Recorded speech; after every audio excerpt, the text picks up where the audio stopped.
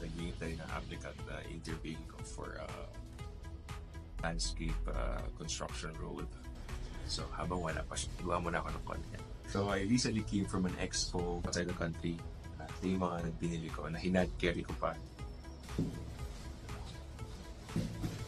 Ito mga brochures lang naman to. So maganda nag-a-attend ng mga expo locally and internationally because there's always something to learn.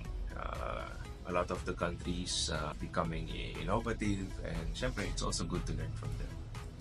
So this is from London, so maraming mga materials about school, water features, materials, even yung parang mga hinahalo to sa mga aggregates, yung sa nakita niyo sa mga washout, sa mga sidewalk, yan yung mga so yeah.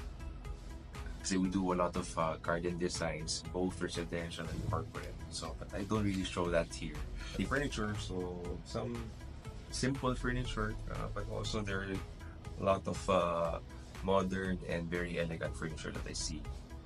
And the mga stone, very important yung mga stone. So minsan, nakaka-inspired and actually nakaka-ingit din minsan kasi other countries have access to very high-end materials locally sourceable from their region. Sa Philippines kasi medyo konti lang. I mean, marami rin naman tayong available stones here. But maganda lang yung nakikita ko sa abroad. Brochures lang naman na dali nga eh. Ito, stone ulit. So, very interested ako sa ganito kasi ginagamit namin sa trabaho. About types of soil. So, also check mga paso. And there's also lighting. Hindi ko sure kung let's create drama like that. I know how to design this. It's just good to see ano pa bang meron, ano pa bang bago. So it's always the constant search for new learning and innovation.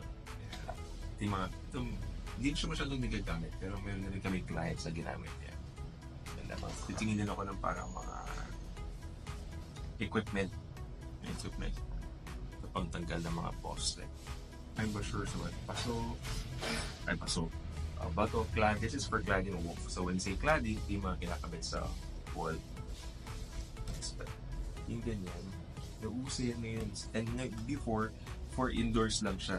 Yung ganyan. Pero ngayon, marami natin sa ginagamit natin siya for outdoor application. But of course, there's a way to apply it na hindi magiging madulas. Oops, that's my dog. Chester, come here. Come here. This is my dog's gonna be here.